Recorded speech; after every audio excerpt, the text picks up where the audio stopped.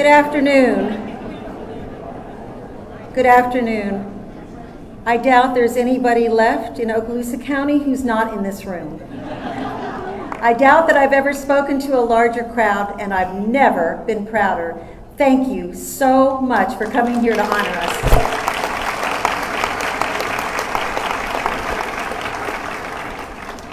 It is my honor, as Carolyn Ketchel, the chairman of our county commission currently, to welcome you to the opening of the Women's Veterans Monument in Okaloosa County. Throughout our country's history, women have served proudly in every military conflict. Our Women's Veterans Monument is unique in this nation in that we honor and recognize their service with life-size statues representing real women throughout history and their extraordinary stories, which you will hear today, of service to our country in a park that showcases the beauty of Old Florida. Please stand for the presentation of the colors, followed by our national anthem sung by Sue Stanley, United States Air Force. The invocation given by Father Stephen Boyd, who is a former military chaplain, 31 years of military service from Holy Name of Jesus in Niceville, and the Pledge of Allegiance led proudly by the children of the American Revolution.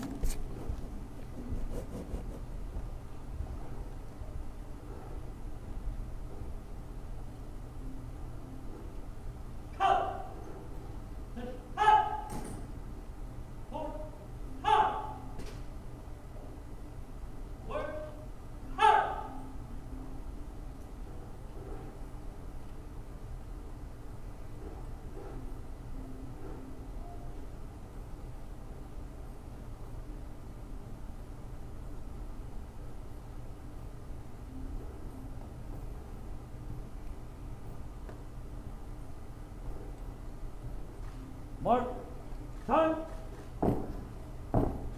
halt, halt, set, halt.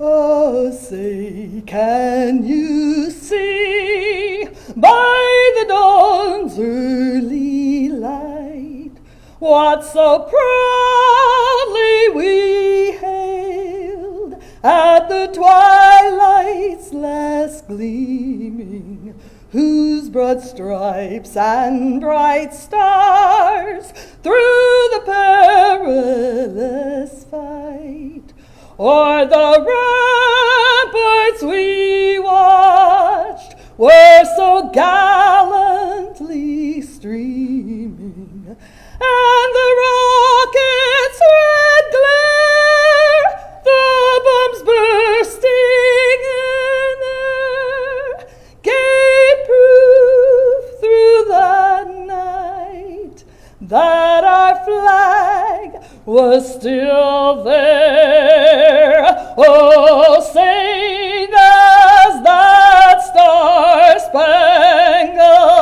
banner yet wave o'er the land of the free and the home of the brave.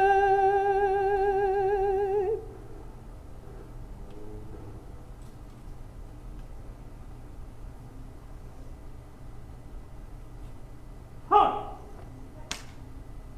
halt, concert, halt.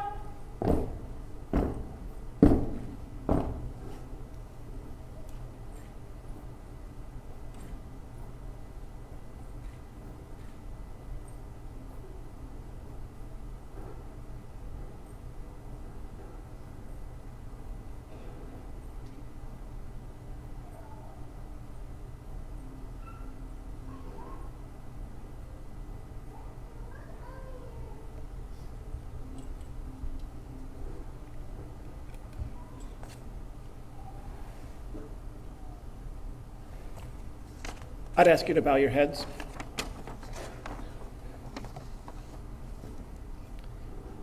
Dear Lord, it has been said that strong women aren't simply born. They are forged through the challenges of life. With each challenge, they grow mentally and emotionally.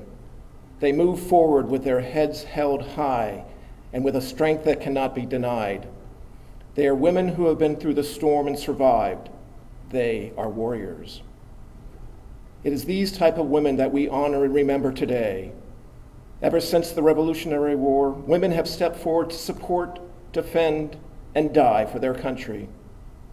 No more clearly did we see this as when Sergeant Nicole Guy and Sergeant Joanna Rosario were among the 13 servicemen and women who were killed by a suicide bomber at Kabul airport during the evacuation of Afghanistan in August. Today, we dedicate these memorial statues to remember the dedication of all of our women veterans throughout our country's history. May this park inspire not only women, but everyone to continue to serve our country and the cause of freedom throughout the entire world. And we ask this in your most holy name, amen.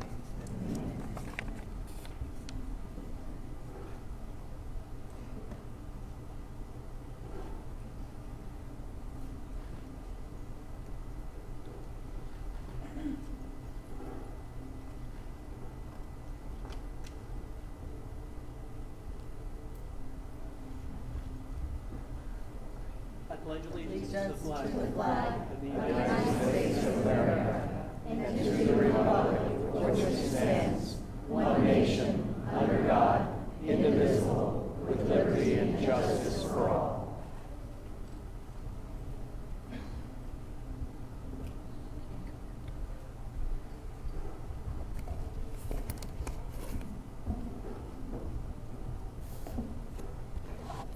Please be seated.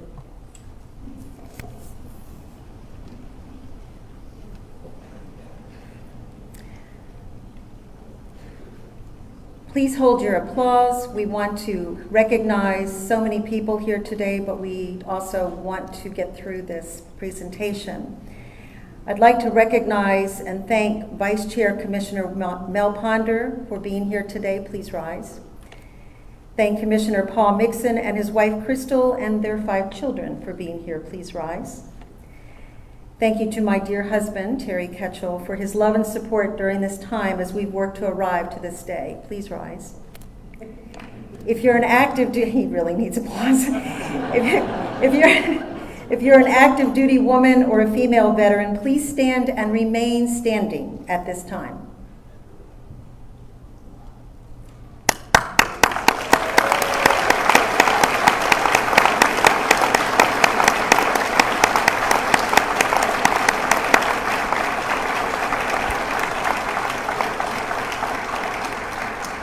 If you're an active duty man or a veteran, please stand at this time.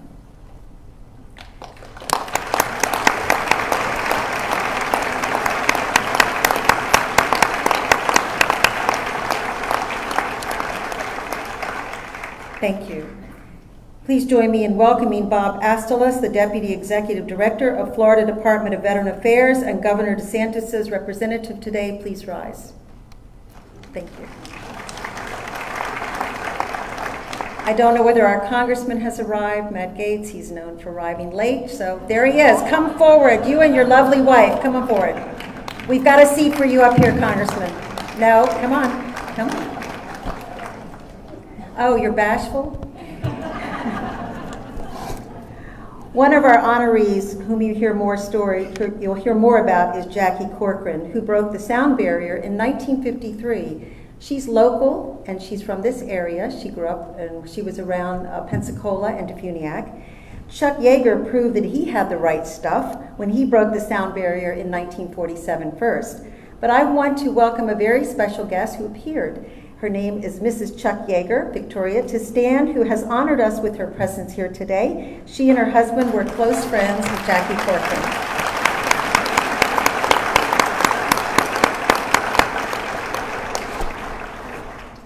The story of how this park, the beautiful 17.5 acres, which you will see later today, because God and I have had a talk and the sun is going to shine, surrounded by Choctawhatchee Bay and the Gulf of Mexico, became the backdrop for these life-size sculptures of American patriots who have so inspired us. It is a home to a rookery of 35 nesting herons, great horned owls, bobcats, and beavers. It's the migration path for 240 species of birds and monarch butterflies who rest on their way before making their winter journey to Mexico across the Gulf of Mexico. 3 years ago, our county commissioners agreed to use tourist development money to create 8 statues of women to recognize military heroes and their invaluable contributions as a way to enjoy this park and to learn about our nation's history in the shadow of 7 military bases. Joining me today, when Commissioner Wines would have been here, but I don't think he's with us, but Graham Fountain is here. Please rise. Thank you, Graham. Today, we cut the ribbon on this park, and this will tell the history of women in military service. This is a legacy project for those who worked on it. We will tell future generations of our part in this monument to honor women veterans. I am proud of Okaloosa County. At a time when our country seems to have lost its way, we've got it right here. And I think it's in large part because we all come from the military in some way, and we support the military, and we love our military men, women, and veterans.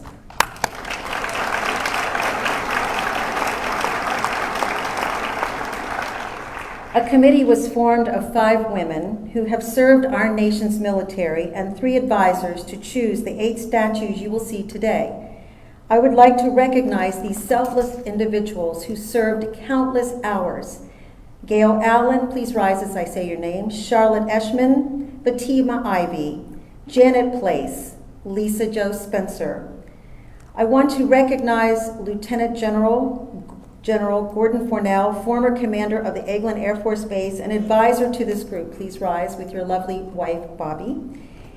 And I want to recognize Okaloosa County Craig Coffey and Executive Assistant Judy Lorenz for their tireless commitment to this project.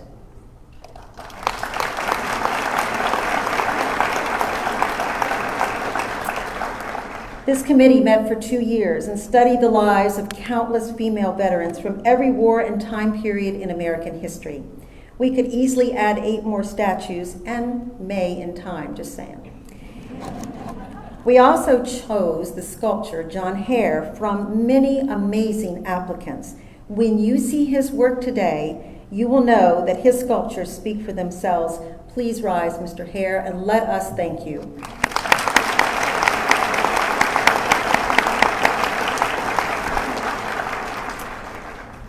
Now, it's one thing to have a vision, but the execution is a different matter altogether.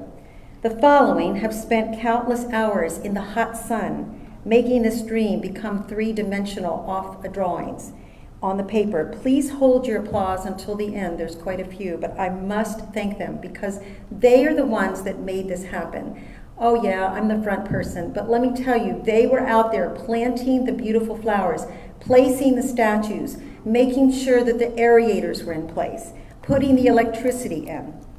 So hold your applause because we're going to go. But I want you all to stand and don't be bashful. Roy Petrie, our county engineer. From the designer firm Mott McDonald, Florida, Heath Jenkins and Amber Kirk.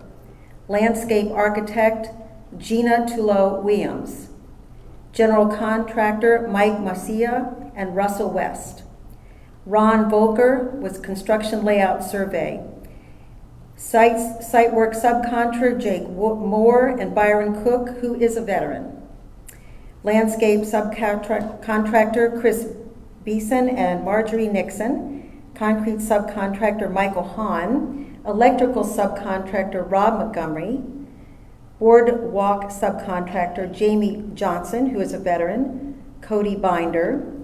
And then the fiber network that was done by our own director of IT, Dan Sambenedetto, our director of public works, who is here, Jason Autry, the director of Okaloosa County Parks, Butch Hendricks, who is here, and the decorations for today's event by Kimberly Sambenedetto, who is also a female veteran, and our county administrator, who has put up with me, John Hofstad. Please give them a round of applause.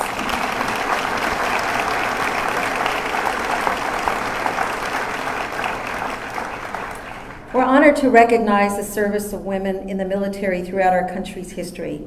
While as a military community, we are proud of all our veterans, this Women's Veterans Monument is unique in our nation.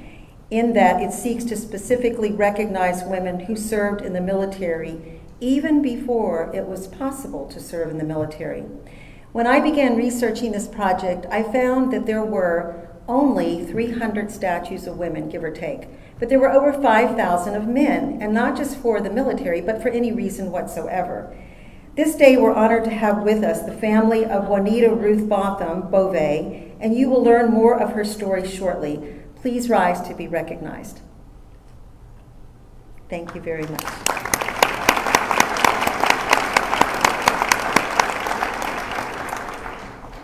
Nasima is here today. Nasima is one of the statues. It's a little bit like her, but she's so much prettier. Nasima was a little girl in Afghanistan. She would go out in the morning and ship water just because they didn't have running water inside. Her family had an educational opportunity to come to New York. And while en route, she saw a woman in an Air Force uniform, and she said to herself, I'm going to wear that uniform someday. Her father really wasn't in favor of that because this was a traditional Afghan family. But she did anyway, strong woman. She basically had a very good government job in the military until 9/11, when the military asked, does anyone speak Pashto, which is the language of the Taliban? She raised her hand. After that, her life changed, and our lives were better for it. She came to Hurlburt, and you'll hear more about this later, but we are so honored to have Nasima here. First, I'm going to recognize Nasima. Please stand and face the audience.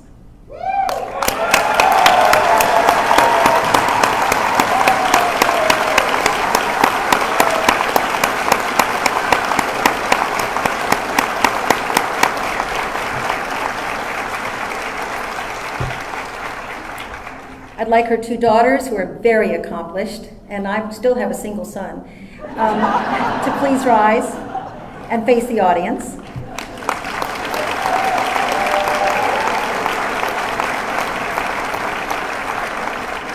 And I'm going to add the little PS because it's important. In the recent fiasco where we left Afghanistan and left our friends behind who had helped us for the last 20 years, many of our friends were left behind. Nasima called me, and she called everybody else, and she didn't stop. She called day and night and night and day, and I called every person I'd ever known or thought I knew, or anybody that had a thread that might be able to help her family get out. On the third plane, 20 of her family members got out. I would like to ask you all, the family members, to rise, please, so we can recognize you. You came to America the right way.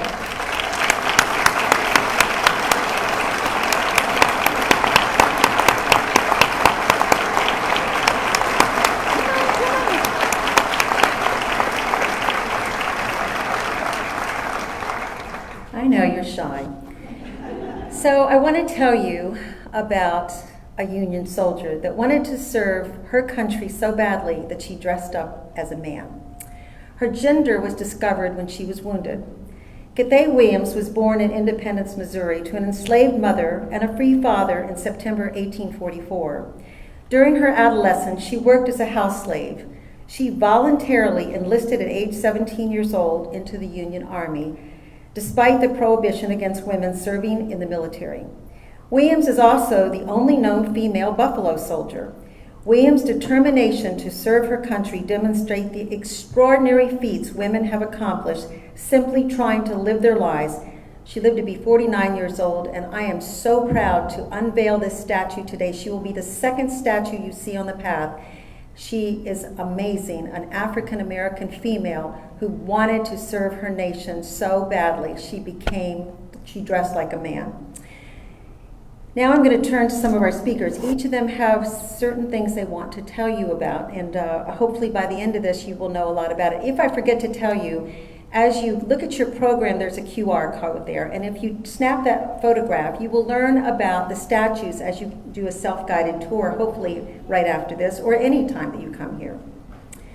When the committee decided to honor a revolutionary woman who served in battle, we turned to the Choctawhatchee Bay and West Florida chapters of the DAR to make their selection of the female candidate. The woman I'm about to introduce will tell us about that, but first I would like to ask all members of the Daughters of the American Revolution to stand up.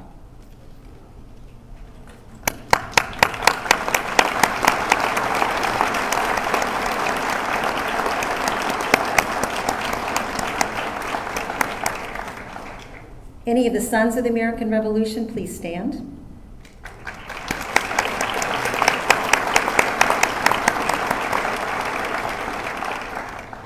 All of these are descended from people, and by the way, I'm also a member, if you don't know that, but I'm so proud of it. I have also patriots that I'm descended from, and I love the Daughters of the American Revolution. It is one of the most wonderful lineage organizations we have in our country today. It's my honor to introduce our next guest, Vice President General and Honorary State Regent for Florida, Kay Yarborough. During Kay's 37-year career with DAR, she has served in several offices in Florida, including State Regent. She was elected to the office of Vice President General at the 130th Continental Congress in Washington, D.C., and will serve a term of 3 years. She makes her home in Pensacola and is much beloved by the DAR. A native of Houston, Texas, Kay grew up in Palm Beach County. She is an alumna of Auburn University, go War Eagle, Alabama, where she majored in theater and fine arts. Kay is a third-generation DAR member and joined with her Virginia patriot, William Pollard, but she has 10 supplemental, which means she has 11 patriots, and one is a female, including Mary Bacon of Virginia. Please welcome Kay to the podium.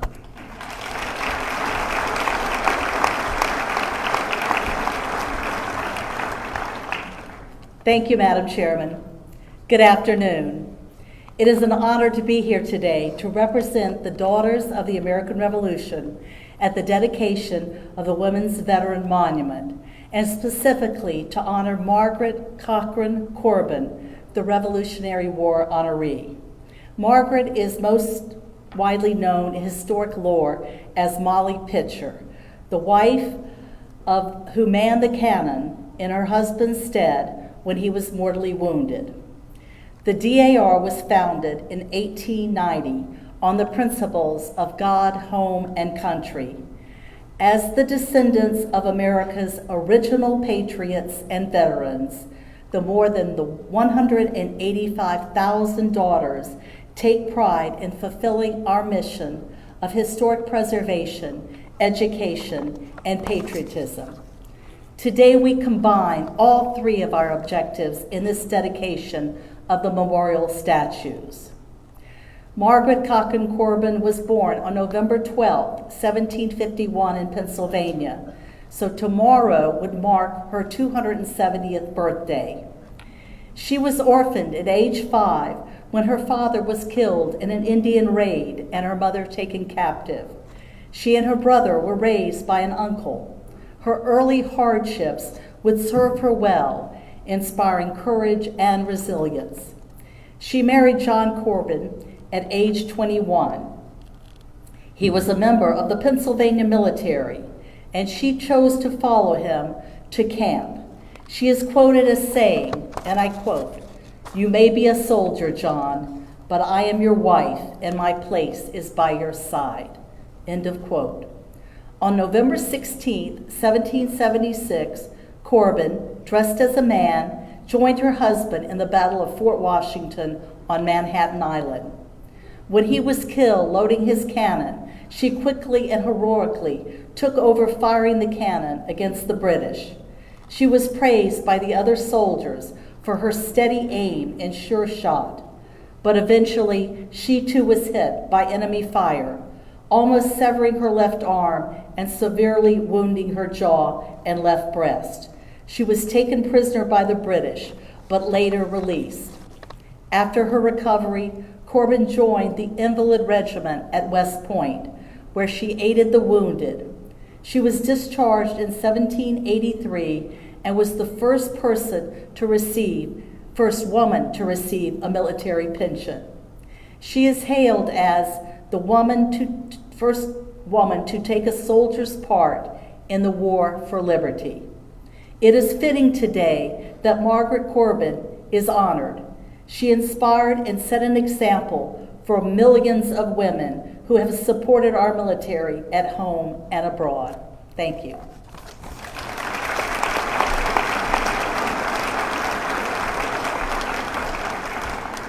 I'm going to embarrass Vice Chair Mel Ponder for a second. Please stand. Your grandmother, Only Ponder, was a member of the DAR for 70 years. She lived to be 117, is that right? Yeah, 112. I stand corrected. 112, 117, you know. I mean, right? And amazing, just amazing. You should be in the Suns. Thank you, thank you.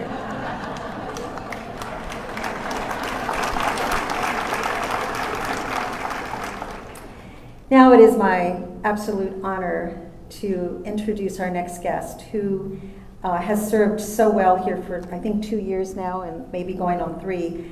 Brigadier General Scott A. Kane is the commander, 96th Test Wing, Air Force Material Command, Eglin Air Force Base, Florida.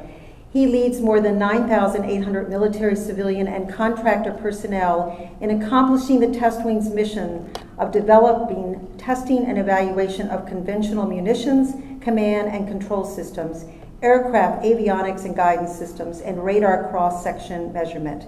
He is also responsible for providing all base operating support, infrastructure, and services support for the Air Force's largest installation of approximately 724 miles. As commander, Brigadier General Kane interacts with local officials across a 3-county, 11-city region, including the city of Fort Walton Beach, right here in Okaloosa. Join me in a warm welcome. We're so glad to have him here.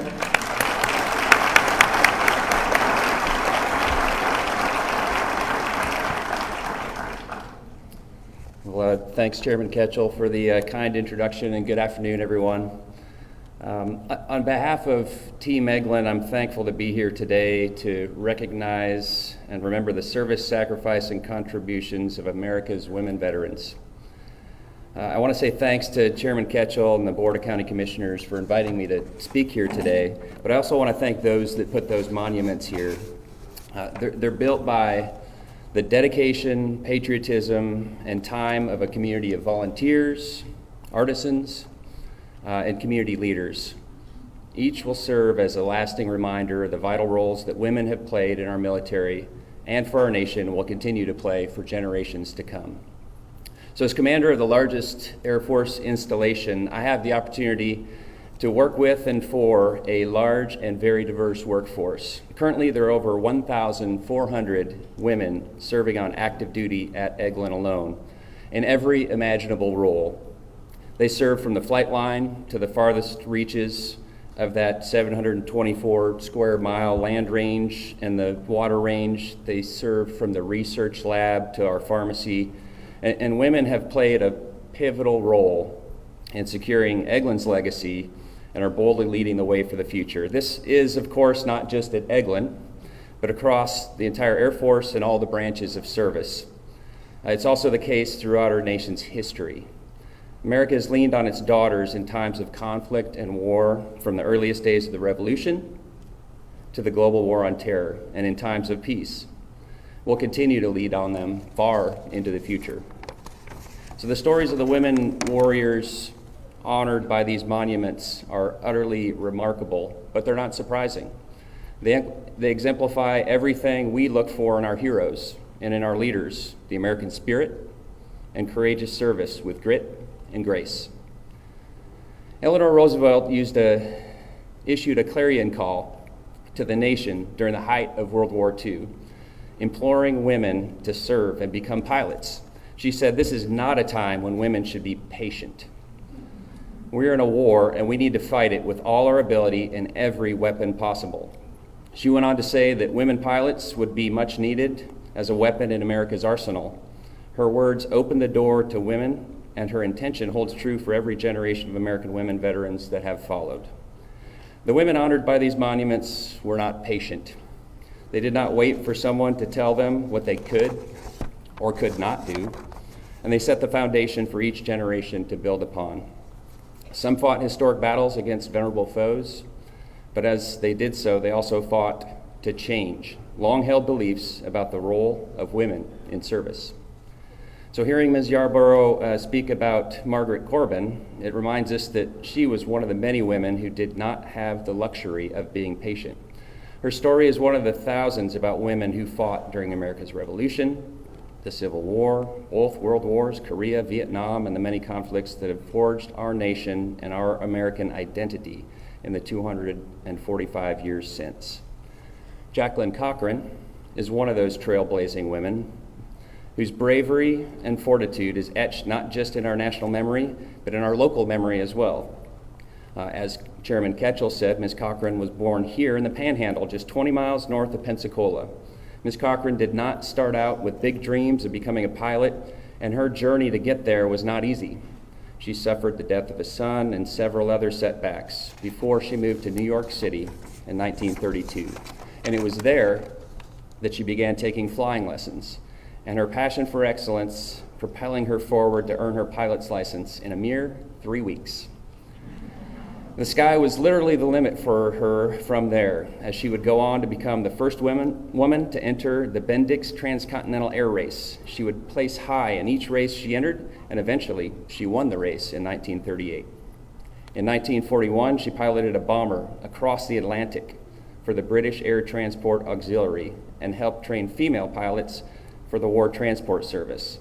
She returned to the U.S. and trained female U.S. pilots, becoming the director of the Women Air Force Service Pilots, a force of more than 1,000 women pilots who served in an auxiliary role for the armed services during World War II. In 1945, she was the first civilian woman to be awarded the Distinguished Service Medal, and she would eventually be commissioned a lieutenant colonel in the Air Force Reserve in 1948. Not content to stop there, Jacqueline would join the ranks of Chuck Yeager and the intrepid test pilots of the jet age, as she became the first woman to break the sound barrier in an F-86 in 1953. Nearly 10 years later, she would set the woman's world speed record of 1,429 miles per hour in an F-104G. She made colonel in the reserve in 1969 and retired from the service in 1970. Ms. Cochran did not stop serving, however, providing expertise to NASA and many other service and aviation-connected organizations prior to her death in 1980. Jacqueline Cochran was not patient, and as a result, her legacy is enshrined here today. Jonita Ruth Bonham Beauvais and her service and heroism broke more barriers as she personified the needed weapon that Eleanor Roosevelt called for, and proved once again that grit and determination weren't uniquely male character traits. Miss Bonham Beauvais was the first female to be awarded the Distinguished Flying Cross for her actions during the Korean conflict in 1950. She was a first lieutenant serving as a flight nurse on a C-54, a cargo plane that was converted into a flying hospital, and it was bound for Kimpo Air Base near Seoul, South Korea, when the aircraft stalled half a mile offshore and plunged into the Sea of Japan.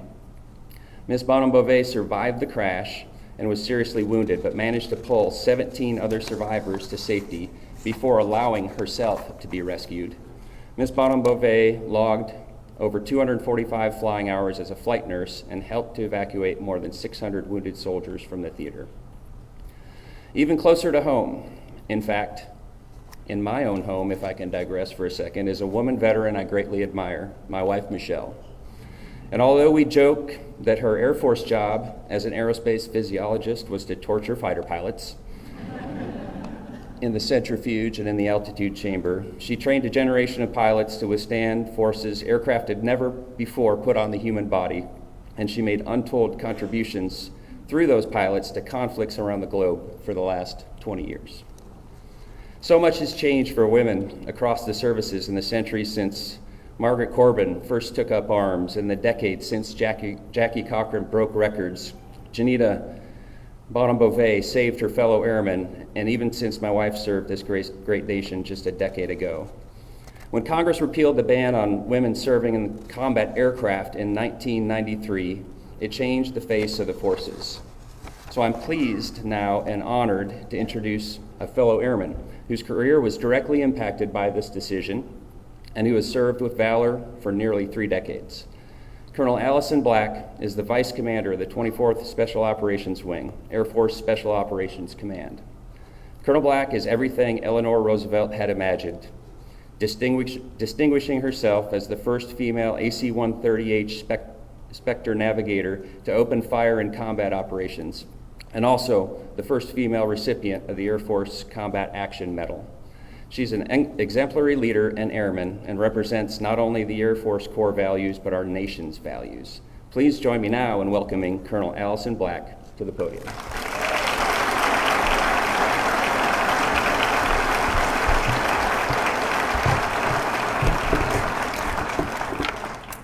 Good afternoon. What an incredible way to celebrate Veterans Day. We all get to gather together to honor all of our veterans and unveil Okaloosa County Women's Veterans Memorial.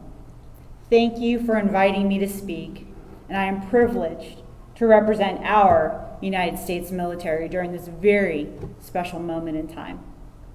To our honored guests, all of you, community leaders, my fellow servicemen and women, thank you all for your selfless service. Having you here is a reminder of how big our family truly is. I must give an additional shout out and thanks to all of those that have put this dedication together. This Women's Memorial is important for our veterans, our family, our community, and our great state of Florida. So we appreciate the time and energy you put into in getting it right. Isaiah 6:8 says, "Then I heard the voice of the Lord saying, 'Whom shall I send? And who will go for us?' And I said, 'Here I am, send me.'" The women memorialized in this park did just that. At young ages, they answered the call to serve their country. Family, faith, and service were some of the themes throughout their lives. And like all of their brothers and sisters in uniform, past and present, they kept the promise that we will bear any burden and endure any hardship in the cause of freedom. Leadership is based on character. It's a completely selfless act. Throughout past history, and certainly today, women veterans are driven by the sense of purpose, and no matter what barrier they face, their grit and determination enable them to succeed. The women memorialized here in the park represent the best of all of us. In the United States military, our people are our competitive advantage. And we have tremendously talented women serving as soldiers, sailors, Marines, and airmen. Every one of us has a story. And while we walk on the trail outside and remember these specific 8 brave and selfless women, many more stories will come to light. And those stories will become an inspiration for the next generation as they find their way in the world. I have been blessed to serve my country in uniform for over 29 years. And I have had opportunities to share in many firsts for the Air Force and for Air Force Special Operations. And like many women, I had no idea of the impact I was making.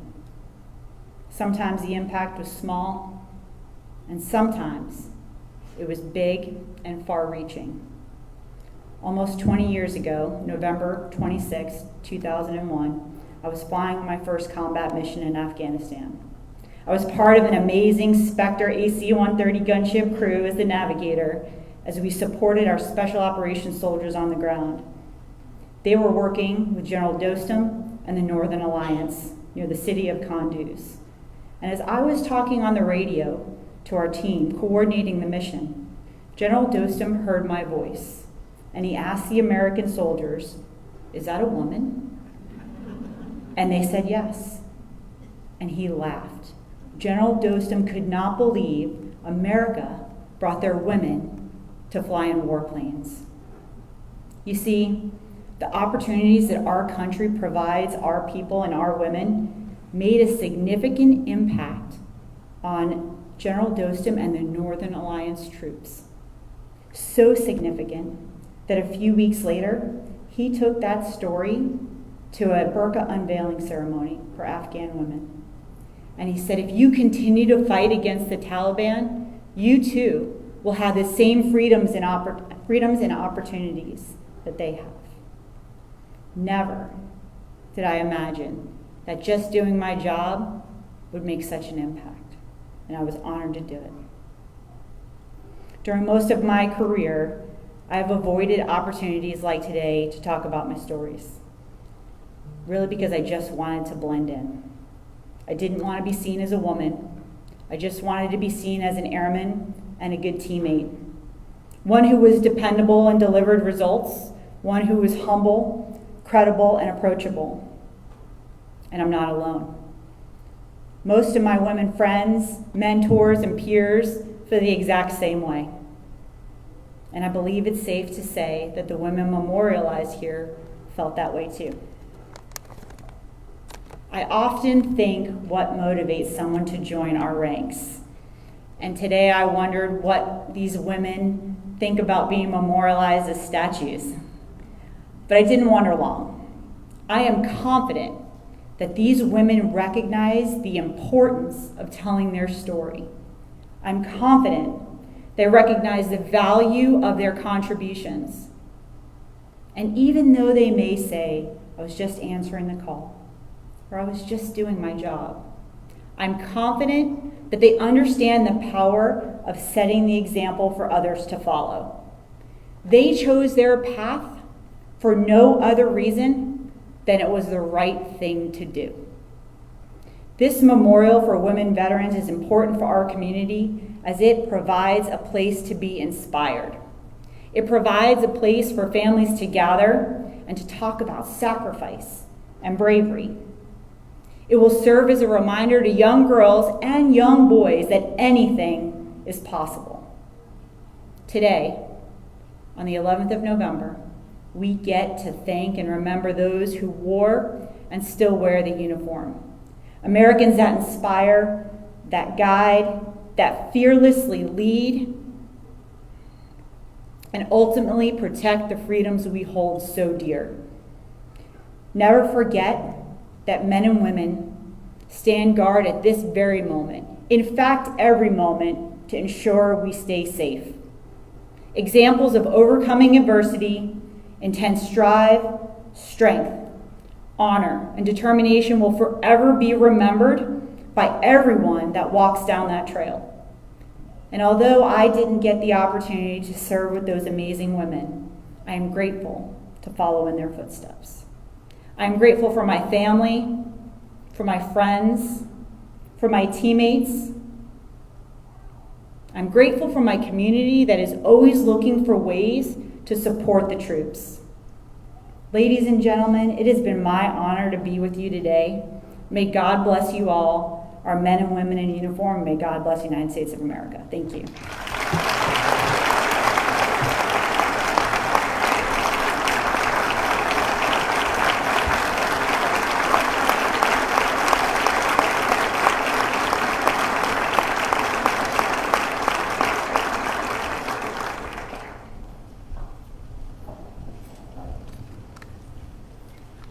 Thank you both for that inspiration that you gave us. This community loves the military like no other community. We're so proud of our military men and women. So now, what you all have been waiting for. I can't see the outside, but I believe the sun is shining. So I'd like to conclude this ceremony by thanking all of you and inviting you to join me outside at the Women's Veterans Plaza, where the flags are, you'll understand when you see it, for a ribbon cutting ceremony, immediately followed by the unveiling of the Margaret Corbin statue and a self-guided tour. Again, the QR code on your program, you'll see it, you hit that and you know.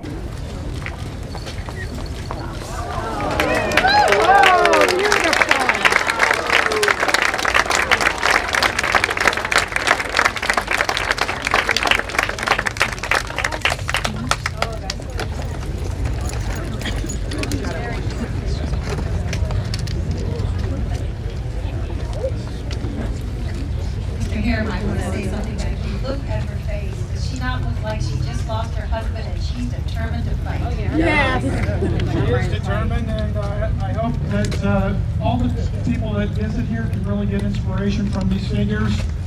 I did a statue at the University of South Carolina, and the art department complained about it because they said it wasn't fitting art. They wanted to have a laser light show. But when you look at these people, these representations of these people, I think you kind of look inward, and I wanted to make an emotional connection between the statue and the people that get to see it. So, Margaret Corbin, I love you. And I can't wait to see the rest of them.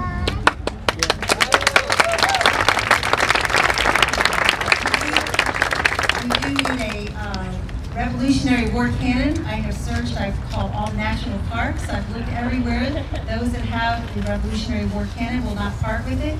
If the generals have any connection, anybody, we would like to have a Revolutionary War cannon, I'll say. If not, we'll settle for reproduction, but Mr. Hare said it's very expensive. So let's move towards the ribbon and cut it. I want to make sure the chamber of commerce is here.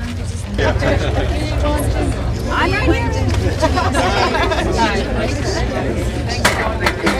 Oh my God. Uh-oh. You got it, bud? I'm right here.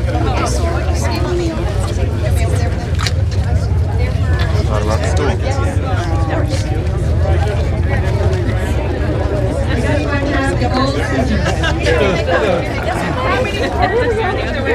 There they are.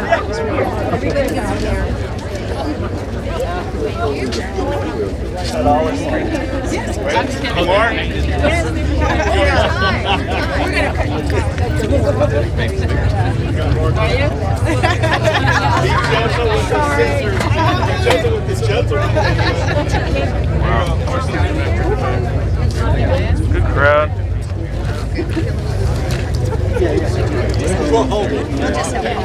I know.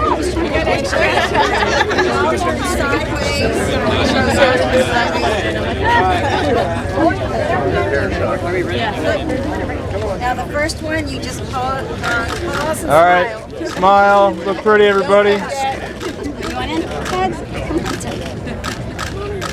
I'm ready when you guys are. 1, 2, 3.